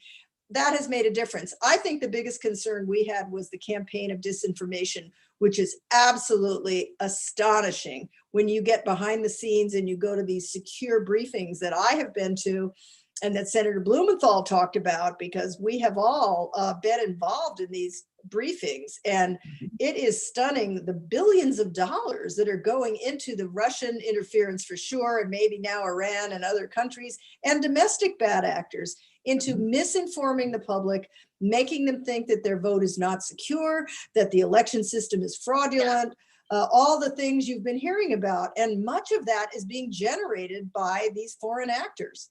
Mhm. Well, you know, the president was saying today and yesterday and the day before, talking about how these mail-in ballots are fraudulent and how, you know, the election is going to be, so he's sending in troops of lawyers. What do you think is going to happen with all of that? When the president says that over and over and over again, how does that impact people? Oh, it impacts people tremendously. I mean, you know, that's why I've been, you know, so popular this month, because everyone now wants to know, how do elections really work? By the way, they haven't changed much in at least 50 years, but no one ever was that concerned about the nuts and bolts of all this before, because they simply trusted that it worked. And, you know, and truthfully, they probably should. It's very decentralized. We have all kinds of checks and balances on not only absentee ballots, but the whole entire process. I mean, it's been worked out over literally 100 years, but no one ever thought about it before, because Americans had a real trust in their system of elections, and now they don't. And that is going to be the biggest loss that comes out of all this. Because I don't think anyone's going to trust the results. And that leads to our next question. Have other members of the association been concerned about legal challenges? And do you anticipate that we're going to be seeing legal challenges for the next couple days, couple weeks, what have you? Oh, absolutely. This has already been the most litigious election in history, and it didn't even happen yet. So I think there's more to come, but it kind of depends on what the results are, because if people like the results, then they're going to think they're just fine. There will be challenges, and there are ongoing challenges that still haven't been resolved in the swing states. Boy, I've never been so happy that I'm not a swing state. Because the pressure on that election system, on the secretaries of state, on the governors, has been tremendous. And they've had to withstand all kinds of challenges to changes that they needed to make based on COVID, based on a circumstance that none of us ever anticipated. I just have one last thing that I want to ask you before I let you go, and that is, you had asked a couple of months ago for people to step up and volunteer to work at the polls, because so many poll workers tend to be over 65, which tend to be the people who are most vulnerable to COVID. How did that work out, asking for people to step up? Oh boy, that's one of the positive stories that's coming out of this election. We put out the word on a volunteer website. The governor had already generated some of this, so we worked with the same group that was helping him with that one. We went to the colleges and universities. Over 10,000 people stepped up to volunteer at the polling places. Many of them were students and young people, high school students, college students. And I think it's great. It's like there's the next generation coming along. And I know registrars tended to use the same people year after year. And a lot of the seniors love doing this. But honestly, it's time, let's get the new generation involved. And I saw a lot of that. So that's a great thing that came out of all this. I have to think you couldn't use all 10,000 people, could you? Yeah, I think a lot of were disappointed because they didn't get called. But I think just the thought that they wanted to do this for their country, for their state, for their community is a wonderful start. And we'll come up with other there we jobs go. for them. Yeah. And I do know a And number where's of the people mic? Is the mic on this? first Wednesday, and they were thrilled. They were very excited about it. Good, great. Yeah. I'm glad They'll to be hear back. that. Well, Madam Secretary, thank you so much for joining us tonight, and congratulations on what looks like a very smooth election in our state. So let's hope everything stays that way, right? Oh, boy. Yes, let's hope. Okay, thanks so much, Diane. Nice to talk Thank to you you. so much. Good to see you. Okay. And now we're going to be joined by Congressman Jim Himes. He represents the Calling 4th me. District, and he Yeah, has start it. since 2010 served 5 terms already, which is a little bit of a surprise to me, even though you are my congressman, Congressman Himes. 10 years has gone by kind of quickly, huh? It sure has, and what a remarkable. I was reflecting today. I started this in 2008 when Barack Obama, a historic Democratic president, was elected, and now I hope we are at the tail end of a one-term historic, and I don't necessarily mean that in a good way, but a historic Republican president. When I started this, of course, the country was in economic meltdown as a result of the financial crisis of 2008. And so 2009 was, of course, a year of trying to restart the nation's economy. And now, it's a weird bookend where we're obviously caught up in this COVID tragedy with so much yet to do to address it. Congressman, I was thinking about today the fact that you're a member of the NSA and Cybersecurity Committee. How have you been feeling about the security of our election this year as the last few months have built up? Have you been concerned? And do you think that we've been doing enough? We've learned so much from 2016. We really have.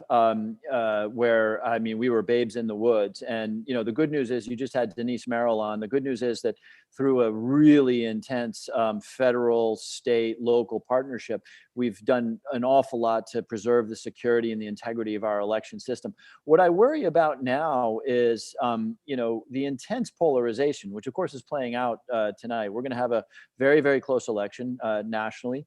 And when we are as polarized, when we're as angry at each other as we are today, it is just so easy. It's like a box full of tinder. It's so easy to throw a match in and cause a problem. It makes me sad for the country. And I'm not taking a swipe necessarily at the Republicans on this, but it makes me sad for the country that we've come to a place where citizens, information is more entertainment. It makes me feel good to have my politically pre-existing beliefs emphasized by news stories. So I'm going to pass this on Facebook, even though I have no idea if it's true or not. We really need to fix that. So I guess my point is I'm less worried 4 years later about what the Russians could do breaking into our electoral system than I am, by the polarization and the pathology in our system and what that makes possible in terms of what we're willing to do and say about each other. Yeah, and I don't know how we turn that back. I don't know whether you can put the genie back in the bottle with social media, but it certainly needs to change. I'm wondering if you just have a guess about what happens with Congress tonight, and if you think that the Democrats are going to pick up enough seats, how many, and what you foresee for the Senate, what you're hearing and what you foresee. Well, things seem to be playing out the way I think we thought they would play out, that this is going to be a very close election. Florida was always in question. It appears that Vice President Biden is doing maybe a slight bit better in the Midwest than we thought that he would. So I think this is going to be as satisfying as it would be to have had definitive results, an hour ago. That's not going to be our fate. And so, what we need to do right now is just take a deep breath and remember that in this country, it doesn't matter what the president tweets. It doesn't matter what people think. It doesn't matter what cable news, Fox says. What matters is that every single Americans' vote be counted. And that's what we're doing right now. Local election officials all over this country are counting American votes. And we just need to take a deep breath and remember that that's going on. My fingers are crossed that this is a very big win tonight, not just for the values that we as Democrats care about, not just for the very obvious need that we have to make healthcare available to more people, to address housing and educational and other inequity, but that America votes tonight for a return to decency, to a return to the idea that, we have different political opinions, but we're all Americans and we reach out and we support each other rather than attacking each other. To me, that would be the really gratifying thing if we repudiate this awful president. It would be America saying, you know what, we do have our disagreements, but we are proud to call each other Americans, and we see more in common than we have that divides us. That's what I hope wins tonight. Boy, I hope you're right. That would be great. Congressman, thank you so much for joining us. It was great having a little bit of your time tonight, and I know that you're anxious to see how the rest of the returns come in. So thanks for spending time with us, Congressman Himes. Thanks very much. Good to see you. And now we have a commentator joining me. Her name is Kayla Riasco, and she is currently the Hartford Mayor Luke Bronin's Deputy Chief of Staff. Kayla, how are you doing tonight? How does it look in Hartford? Hi, Diane. I'm doing great. Thank you for having me. Hartford's turnout is looking comparably to President Obama's race in 2008, which speaks volume to the local grassroots movement that's happening not only in the state, but in the nation. And it's really cool. While I don't have exact numbers, I do know for a fact that it is exceeding what it looked like during the 2008 presidential race with President Obama. I think people in Hartford turned out in terms of new voters. Did we see a lot of new voters? I know that Denise Merrill, who was on just a couple of minutes ago, was talking about several 100,000 people across the state registering for the first time, maybe even as many as 2 million. Was that the case in the cities as well? Yeah, I mean, I know that I went to vote before going into the office, which was around the 6 to 8 a.m. block, and the line wrapped around the building of the Hartford Public Library. So I think that this year we see a ticket that reflects most people that usually are not spoken to in this country. You have the first Black woman on the ticket to ever happen in history. You have a year that we're in a pandemic, locked in our homes, and you finally have a ticket that reflects the response to a need that we see currently, which I think speaks to the new voters that you speak of, Diane. Mm-hmm. I should mention for people that don't know Kayla as well, that she's the co-chair of Connecticut Democrat Women's Caucus. And I wonder how big a factor you think women are going to be in this election this year. I mean, we heard so much about the national candidates trying to court certain groups of women. I wonder what you think it's going to turn out to be. Are there going to be more women voting, and are women more empowered to vote now than they have been previously, feeling more fired up? Yeah, I mean, based on my experience and when I talk to my girlfriends, women and women of color right now are so motivated to get out there and vote because they see a lot that's on the line. It's not just being a Democrat or just being a Republican or just voting because it's a presidential year. This year, our human rights, our rights in general are on the line, whether we intended to be so passionate in 2020 about the presidential election. We didn't know that until we got here. And I think it's very personal for a lot of women. And again, I will say women of color that are coming out in states that will make an ultimate outcome in places like North Carolina and in Georgia, not just Connecticut, but I do think that it does speak to what is happening in our country right now. And while it's really disheartening to see sometimes as to everything that we need to defend, it is also a silver lining that we are going like warriors to that ballot booth and we are voting for people that will fight for us and represent us adequately. And I think it speaks more of the times versus being presidential year. I think this is personal for a lot of women, and again, women of color that are coming out to vote. And speaking of women of color, of course, we have the first Black Congresswoman from our state, Jehana Hayes, and you worked for her. What kind of an impact do you think she's making policy-wise, and what kind of an impact do you think she's made just as a symbol of who someone can be and who can get elected here? Yeah, sure. So Congresswoman Hayes will tell you she's a teacher first and a politician like way later. Like she is a teacher, a mother, a wife, a Waterbury native before it becomes a politician. And I think she speaks to so many people that might have not been in the political arena starting off, but then they learned that this was a really cool movement and that they wanted to get involved and they wanted to make a change and they wanted to give back to people that look like them. And I think that, you know, uniquely, Congresswoman Hayes brings this perspective of just a person, of a teacher, of a mom that just really is going into Congress to fight for the things that she really believes in. And it just inspires people organically.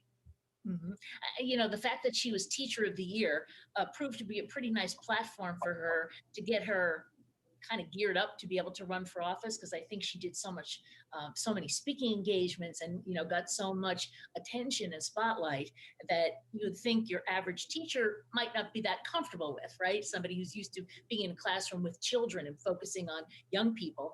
But I think that exposure that she got really sort of, I don't know, to me, I think that really set her up to have the confidence and the drive to want to run.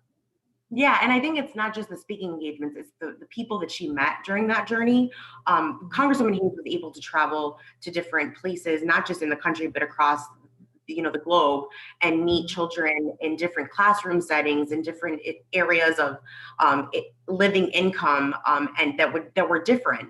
And she came back to Waterbury with that perspective, to the 5th Congressional District with that perspective, that brought back what it looked like for people that, like, if we leave our bubble in Connecticut and go out and meet people and, you know, not just speak to them, but listen to them, we can come back and make a big difference especially in our urban centers.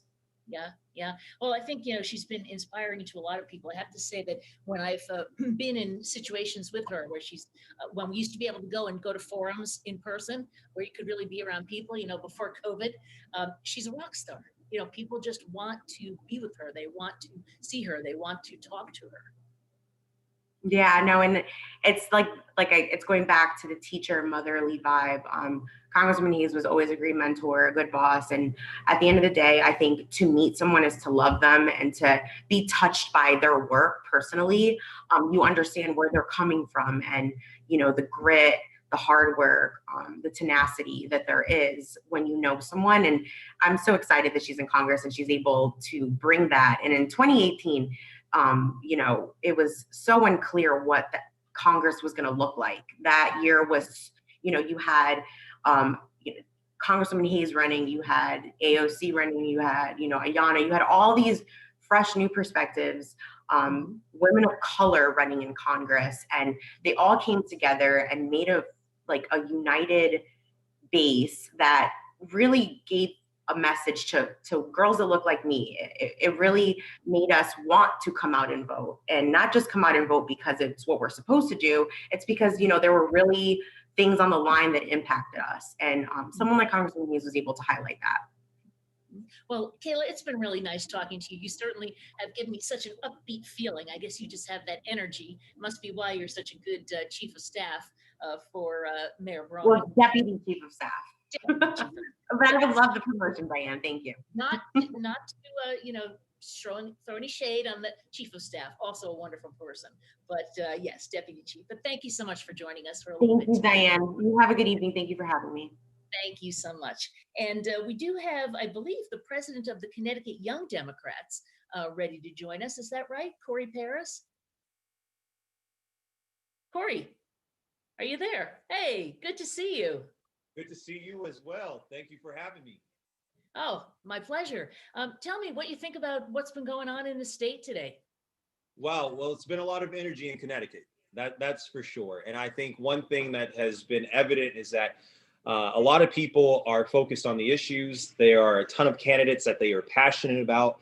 And I can honestly say that there has not been a better a better class of candidates running for office than what we've seen this year. There are a lot of people who are energized by what's been happening over the last 4 years, more diversity on the ballot this year with women candidates running for office, more candidates of color running for office, young people running for office. And I think that it has really turned out to be quite an opportunity for all of us to experience and to galvanize behind. Corey, how have the young voters been galvanized this year? What do you think is different this year than in past years when we know young voters were not turning out in as big numbers as, for instance, senior citizens? What's different now? I would like to know myself, because I was finding myself yawning about an hour ago. So I'm questioning whether or not I'm a young voter anymore. But I will say this. Good, I'm glad. But I will say this.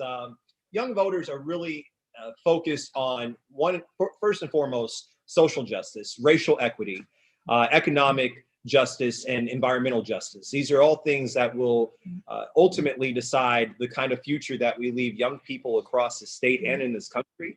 And I believe that Connecticut has led the charge on a lot of these key issues over the past few years and legislative cycles. And I think moving forward, young people are sending a message by voting early and voting, standing in line and voting at the polls today. But these are issues that need to be on our agenda and at the forefront of our focus over the next few years.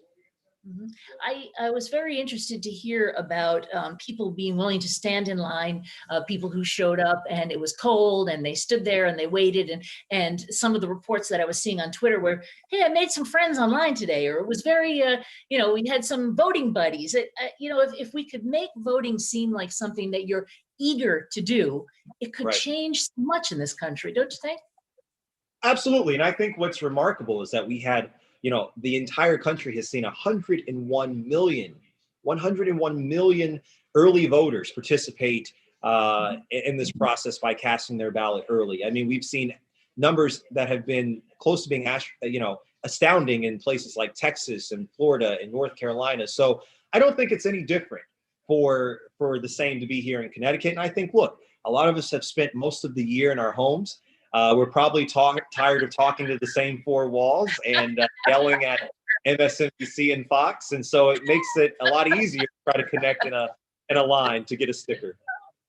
So what do you do after the election now? How do you keep the excitement and enthusiasm going among young Democrats? Well, first I go to sleep. I think that's probably the most important thing. It's been an extraordinary opportunity to, travel our state over the past few months to campaign for candidates that really, I think, share the vision of the mission of Young Democrats of Connecticut. And so first and foremost, I want to continue to ensure that they're winning their races across the state tonight. I want to ensure that we're electing a Democratic president tonight, and that we're also going to have a majority in the U.S. Senate. But I think it's also important for us to reflect where we are over the next few days after all the dust has settled, and certainly hope that there will be a peaceful transfer of power or a peaceful transition in leadership as we continue down, no matter how this election goes. But for Young Dems here, it's important for us to turn this into a movement and not just let this stay a moment. So what that means is making sure that we have young Democrats across the state that are galvanized, ready to run for office, ready to be trained and organized on issues that are important to our generation, to our state, to our communities. Young people of color, young women, we want them involved in this process because what we're doing is building a campaign school called Build the Bench. And we want to ensure that we don't have to go very far to look for the next great talents of the Democratic Party. So that's what we'll be doing from here on out. I have to say, I love that motto. I wrote it down. A movement, not a moment.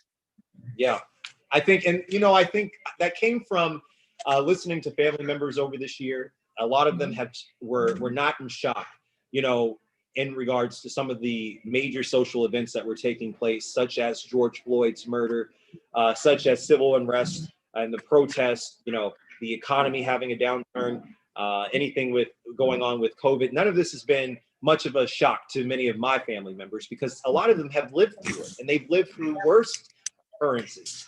And so, I noticed that someone had remarked that this is a moment that they have lived through and that they will get through it again. But for me, and I think for a lot of people who are in my age group and who share the same values that I share in my generation, we don't want to have our children fight these same fights that we're fighting right now. It's not fair to them. And so we have to find solutions to eradicate some of these injustices now so that we are leaving a better world for those who follow behind us. Well, I really thank you for joining us, and I feel very like the party's in good hands with young Democrats. Well, I certainly hope so. Yeah. I think with a couple more cups of coffee and possibly a bottle of champagne, we will be in perfect hands.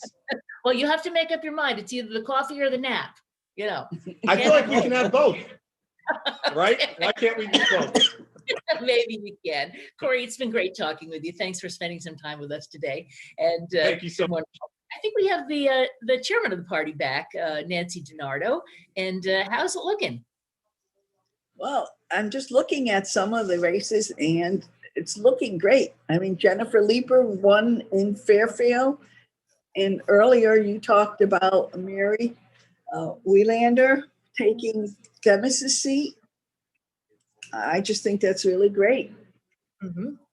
How are we doing as far as numbers coming in now? Are we still kind of waiting for some to be counted, or are we starting to see a lot of clear-cut victories or losses across the state?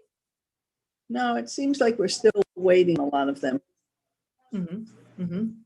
So it's. Yes, go ahead. I'm sorry. I didn't. No, you go ahead. You mentioned Jennifer Leeper winning her race, and I think they are saying to me that we have her now. So how about if we have her join us? Hey, Jennifer, how are you? Hey, how are you? I'm great. Congratulations. Congratulations. Thank you so much. Tell us how you got to where you are today. Honestly, I have my master's in public policy, never thought about going into politics. And 2016, I think, like for many of us, really changed that. I realized that the gap between good policies and our politicians was not serving us. And we needed some fresh voices, a new generation of leaders. And honestly, I think we needed some more women. And so I decided to get off the sidelines, and I've run a campaign really based on delivering solutions for my district. I think all too often we've had representation focused on finding wedge issues and making excuses why we couldn't deliver progress. And so I am thrilled to get up to Hartford and get to work on the things I've been talking to my constituents about for nearly a year now. Yeah, it's interesting. This is your first race, right? There was actually a special election in Fairfield in January, and I ran then and lost by 79 votes. So 79 votes, okay. But yeah, I'm very curious to talk to candidates about how COVID affected how you campaigned. Were you able to go and do door knocking? We know that particularly in local elections, state elections, that knock on the door is a big deal. Absolutely.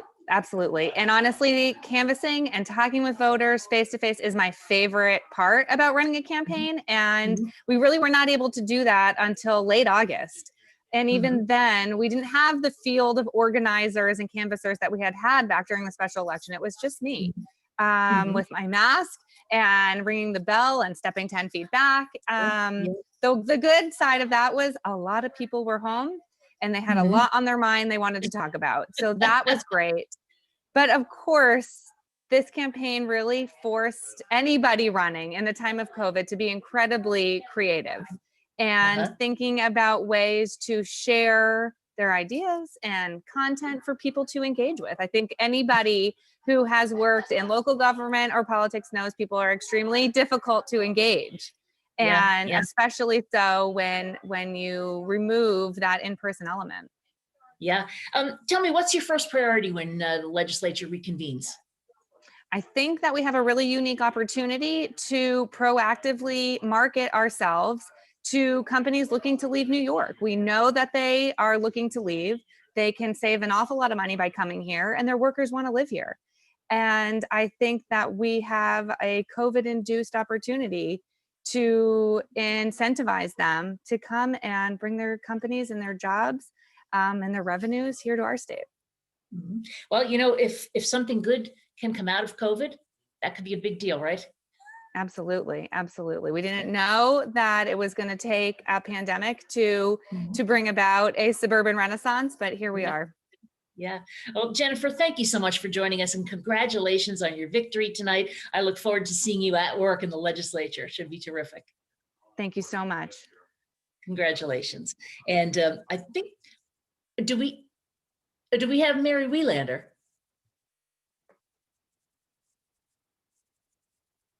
Okay, I'm waiting to hear it. We have Nancy DiNardo, the state party chair. So let's go back to Nancy. And Nancy, let's see, Jennifer Leeper looks like a pretty up and coming Democratic star. Yes, she is. I missed her at the polls. She was leaving when I was heading to one of the polls where she was standing, but she started from 6 o'clock and she was out there right up until 8 working hard. Yeah. And I mean, I think she will be great. And one of the things she said, Diane, that reminded me of Ned Lamont is that when she talked about, you know, bringing businesses into Connecticut, I always remember speaking with Ned before he was even running for governor, how he talked about meeting with some companies that he knew and trying to bring them in, which always impressed me about Ned because he didn't have to do that. And yet he was willing to extend himself and try and get companies to come to Connecticut because it was so clear how much he loves Connecticut. But now Well, getting back to, I'm sorry. I thought it was interesting what Jennifer said, that maybe the pandemic is leading to a revival of the suburbs. Yeah, I would agree. I think it's absolutely true. And well, we're seeing voting everywhere, obviously, but particularly not just here in Connecticut, but around the country, how the suburbs, particularly women in suburbs, are really making a difference. But there are, in Connecticut, which I started saying, is that there are still large numbers of absentee ballots that are still being counted. And that's why we're not getting results in a lot of places. And I know that does take a long time, but I believe that we have Mary Wielander joining us, and she did get results from her race. And Mary, congratulations. Hi, thank you. Hi. So tell us about how you ran this race. Well, I should preface it that it is official, not unofficial as of right now, but it is looking very promising. And ran it, I think, like every other campaign, tried to run theirs with working as hard as we could within the limitations and making sure that our campaign and voters were safe. So that presented some challenges. This is a really big win for the Democrats. So congratulations on that. What do you feel about taking on this challenge now? You know, this race has been really looked at and really observed. So now you have to put the money where the mouth is, right? You know, I think I did that with the way I ran my campaign. I had an awesome team, and I'm moving forward that work ethic is going to carry me, and I will do my best to make the residents of Derby, Orange, and Woodbridge proud. You know, that district has had one leader for such a long time, Themis Claridis, who of course was the Republican leader in the House, that to flip now to Democrat is very interesting. What do you perceive maybe might have been the margin there? Do you think it had to do with the fact that that district does go back and forth occasionally between Democrat and Republican, or do you think it was much more just focused on you and what you were talking about in your issues? That might be a hard question for you to answer, I realize. It might be, especially right now, since I'm sort of processing everything as we go. I think a lot of it was how my commitment to our towns and our community resonated with voters. And they saw that I had been there and would continue to be there for them. I can't deny that I'm sure that there were some back and forth aspects to it and some national play, you know, things that came into play. But I hope that people really just saw that I was here for them and here for the towns and ready to get to work. What do you think is your number one issue for your district, Mary? I think education is one of the main issues. That is something, and I think, again, that resonated with people since I serve on the Board of Ed. I was on our reopening committee for our district this summer. I am PTA president of our school. I work with Sandy Hook Promise to try to make safer schools. So I think all of those things, and the fact that education is such a priority and such a universal factor for all of our towns, really came into play. Well, I know you said that it's not official, but it is looking really good. So I'm going to say an early congratulations. And Thank you very much. And there you go. It's quite a group of people. Eric Russell is joining us now. Come back with us. He's the vice chair of the party, and Nancy DiNardo, state chair. It was good to hear a little bit of cheering. Usually on election night, you're used to hearing a lot of cheering and a lot of fist pumping and all that. I miss that stuff. So do I. I miss the cheering, the excitement, the balloons. But I think the most important thing is that Mary, things turned out on the right side. I know how hard she worked and how hard her team worked, and it's a really big victory for Democrats in the state. Yeah. Eric, tell me, I know that we're still counting ballots here, so there aren't that many races that are definite, but how do you feel about how the House and Senate are looking, the state House and Senate are looking for the party? I think so. Things are looking really good. I think with turnout being as high as it was, I think it's a really good sign for Democrats, and I think we're seeing that reflected in the results that we do have finalized already. Overall, I think we're going to end up in really good shape at the end of the night. And Nancy, what do you think? You've watched a lot of these elections. You've been involved in so many of them. Did this one feel different to you? Well, it felt different from the perspective that we had such the absentee ballots and the results aren't coming in as quickly as we would have liked to have seen them. But it's always been good for Democrats in the state. So I'm just really happy about that. Well, it sounds Eric, like I'm sorry, are we hearing anything on New Haven yet? I'm sorry? No, nothing on New Haven, I don't think yet. So. I don't think so. I'm waiting to hear from the control room. Do we have anything on New Haven yet? Yeah, I think all of the cities have so many ABs that the cities are still counting. A lot of Yeah. the towns, but the cities still have so many to count. I think, Eric, I think you said early on this is going to be a late night, and I think you're right.